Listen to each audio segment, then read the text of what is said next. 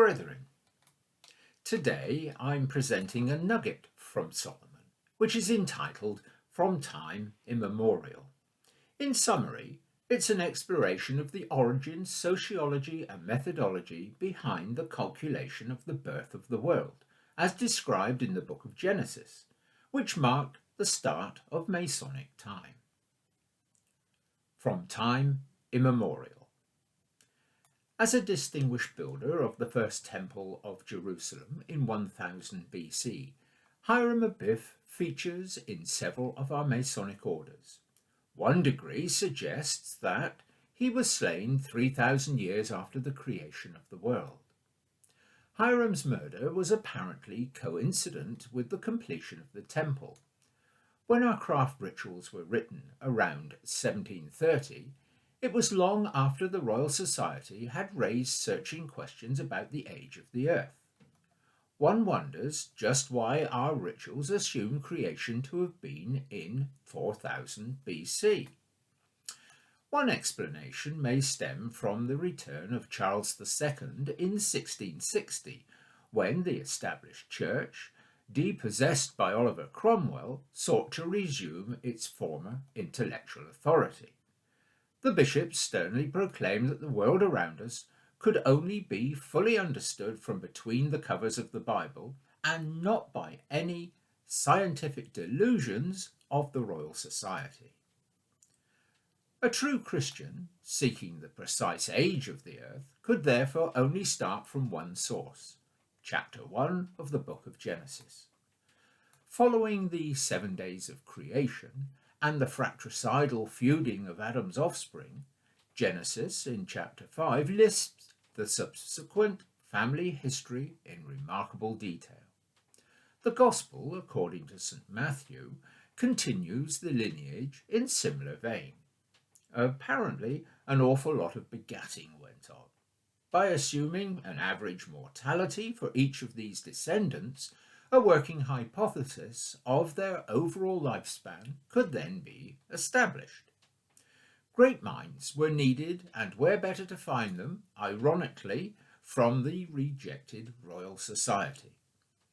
I suspect, still swallowing the indignity hard, it is intellectually formidable but loyal Christian president Sir Isaac Newton calculated the date of creation as circa 4000 BC. Johannes Kepler, of planetary motion fame, refined this to 3992 BC, and Scaliger, a respected historian, was even more cautious at 3949 BC. They were all eclipsed in 1656 by the work of Archbishop Ussher of Dublin. Ussher's chronology represented a considerable feat of scholarship, founded on an admirable depth of knowledge of Persian, Greek, and Roman history, as well as of biblical texts. He also drew on an equally impressive understanding of astronomy, ancient calendars, and mathematics. The Archbishop eventually calculated that the Supreme Architect had, so to speak, pressed the button at 9 p.m. or just after nightfall on the 23rd of October 4004 BC.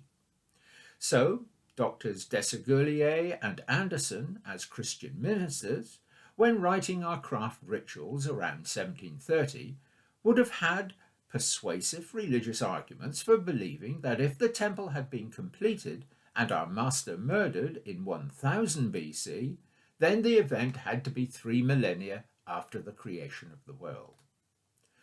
Most scholars had agreed that Christ's birth was circa 4 BC. He died in 29 or 30 AD and had lived for 33 years. Archbishop Ussher therefore concluded that creation must have occurred not in 4000 but 4004 BC. The 23rd of October and 9 p.m. we will perhaps leave to his remarkable mathematical refinement. As a footnote, the formidable Archbishop also calculated that the great day of judgment would come in 2000 AD. His logic was compelling. In Peter chapter 3 verse 8 it was stated that one day with the Lord is 1,000 years, and 1,000 years as one day. As God had completed creation within 6 of his days, surely this meant that mankind could only last 6,000 years on earth before that great and awful day.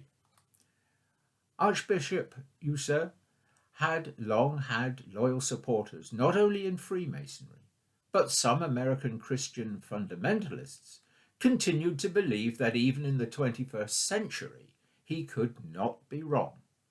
At the stroke of midnight on New Year's Eve 2000 AD, a large number dutifully assembled on a Kentucky mountain top to await events. One does hope that someone informed them later that the rest of us were still here. I hope you've enjoyed this nugget, brethren. It certainly gives us something to think about. Thank you very much for your kind attention.